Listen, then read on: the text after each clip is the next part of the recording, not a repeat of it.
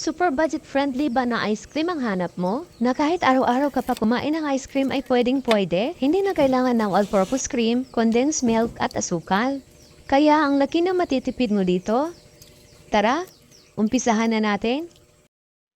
At ito po ang mga ingredients na kailangan natin sa ating matipid na ice cream. 33 grams ng powdered milk, 2 pack ng tang mango flavor, half cup ng cassava starch, 2 cups ng gata, at 2 cups ng tubig.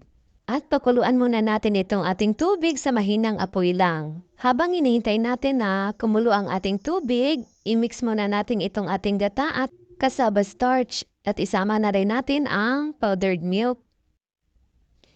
I-mix-mix lang po natin itong mabuti hanggang sa matunaw ng husto ang ating cassava starch. Nakagawa na ba kayo ng ganitong klaseng paggawa ng ice cream?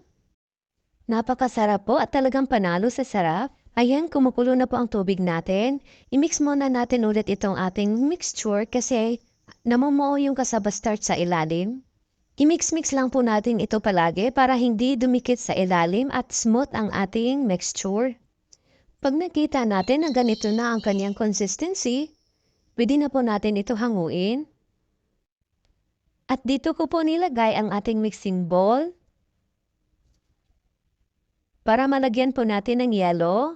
At lagyan din natin ng asin para matagal matunaw ang yelo. Huwag po tayong magtipid sa asin ha. Ayan, okay na yan. At ilagay na natin ang ating tang mango flavor. At sa pag-mix nito, gumamit lang ako ng hand mixer. Pwede naman kayo gumamit dito ng wire whisk, pero medyo nakakapagod kasi yon. Pero kung dalawa kayo, may kapalitan ka sa pag-mix, okay lang. At ayan, napaka-smooth na ng ating ice cream. Pwede na to. At transfer lang po natin ito sa ating lalagyan.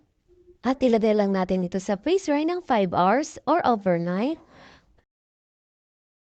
After 5 hours, dahil nagmamadali, gusto nang kumain, ayan na po. Medyo ananganin pa sa gitna, pero yung sa gilid, smooth na. Pero okay lang, laman tiyan din yan. Ayan yung sa gilid, napaka-smooth na niya.